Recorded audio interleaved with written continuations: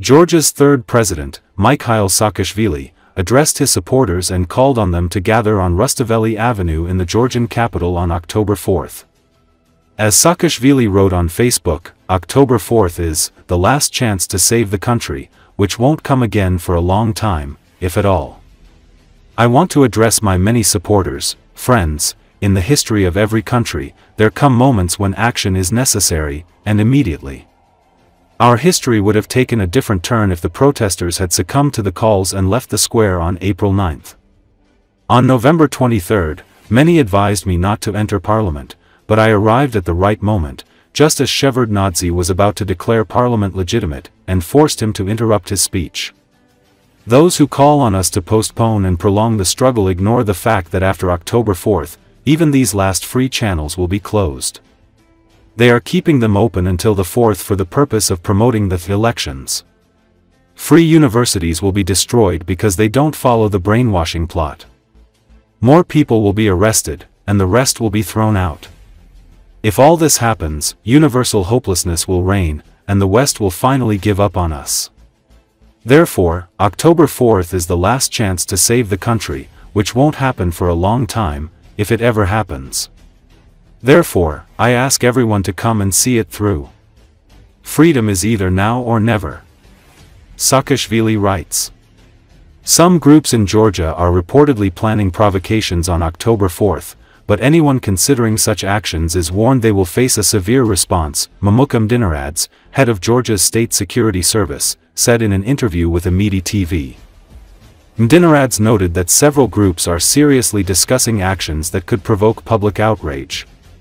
If they want to protest, they may do so, but they must stay within the law. Georgian elections will be conducted with dignity, and the authorities will handle any calls for unrest, he added. Municipal elections are scheduled to take place in Georgia on October 4, and opposition forces have planned a protest rally in Tbilisi on the same day.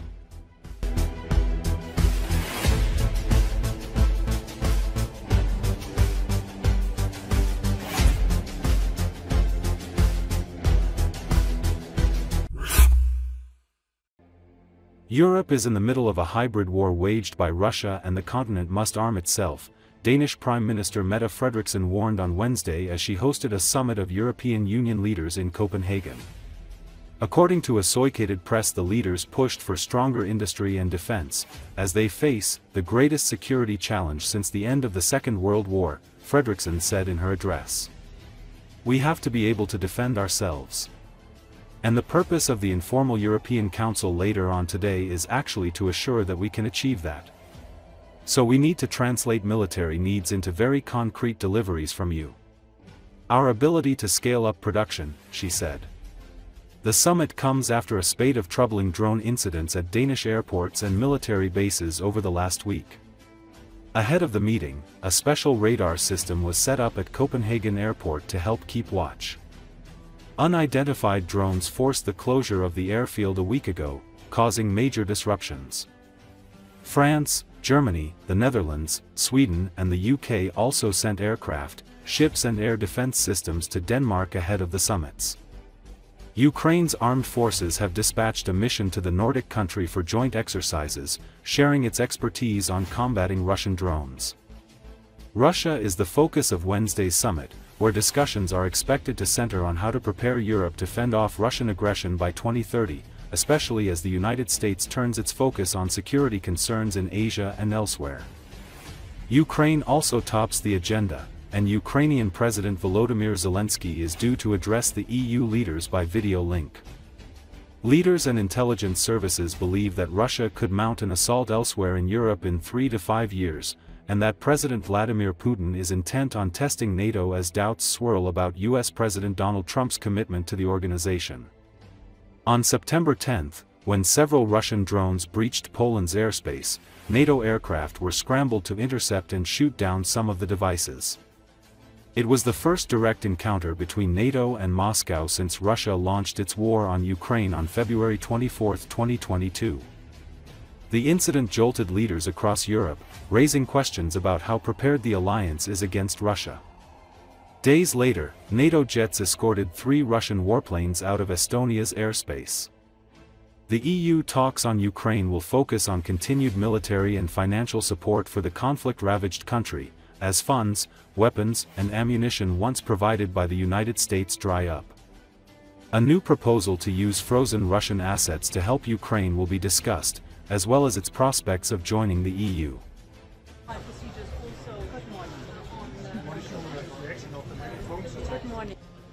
And we have to increase the pressure on Russia. And this is why I have proposed reparation loans for Ukraine on the basis of the immobilized Russian assets. We are not confiscating the assets, but we are taking the cash balances for loan to Ukraine. Ukraine has to pay back this loan if Russia pays reparations because the perpetrator has to be held accountable.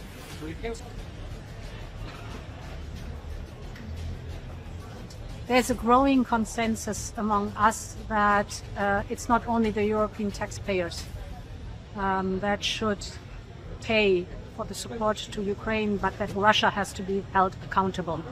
Russia is the perpetrator, it has caused the damage, and it has to be held accountable. And I think we have now a sound legal way to do this with the proposals of the reparations law. Good morning, Prime Minister. How united are... Of course, there are some legal questions that has to be asked, and I'm confident that we will find a way through this. But the whole idea of using the frozen assets, I think, is a good idea.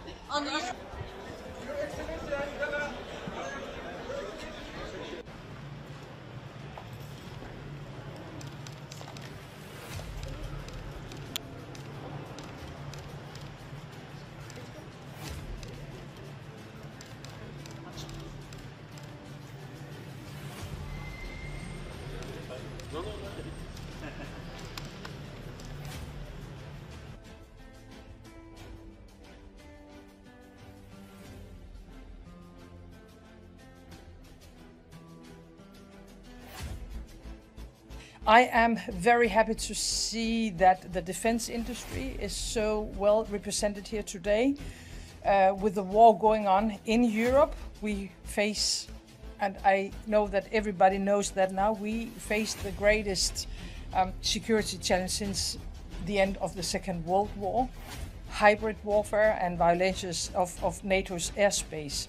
So we have to be able to defend ourselves. And the purpose of the informal European Council later on today is actually to assure that we can achieve that. So we need to translate military needs into very concrete deliveries from you. Our ability to scale up production. Shared commitment towards a more secure and competitive Europe. Innovation. Quantum, AI, healthcare, defense, green tech, on these 5 sectors which are key to deliver our common agenda, we have to innovate much more. It's all about talents. We have the talents, we train them, we want to keep them. Scale. So on these key issues, this is where we have to focus clearly our energy to reduce the barriers. Speed. And everywhere we are lagging behind China and or US in terms of legal timelines, we will lose. And finance. Such a big group of big companies. And my last point is about European preference. It was till recently an awful word, totally impossible to be pronounced in a business meeting. But this is a necessity, because we are the unique crazy place where we don't protect our domestic players. In the US, you have a US agenda. In China, it's no more a Chinese preference. It's a Chinese exclusivity sometimes. In Europe, this is the only place where you can finance with the taxpayer money 100% non-European players. This is the only place where you put regulations on your players, but at the same time you negotiate the lifting of barriers with non-European players with a double standard. This is to proceed to the designated area. It sounds like I'm in a... On defense, it's historic what happened in the last month. on the European level, of course in close cooperation with NATO. But because the situation is as it is absolutely necessary that we have a massive surge in defense investment. This is why we enabled up to 800 billion of investment till 2030. The buzzwords are SAFE, the joint procurement, and the national escape clause. And there's an omnibus for defense that is on its road, the simplification in the defense sector, where the defense sector is asking for to be able to scale up and to produce faster and cheaper.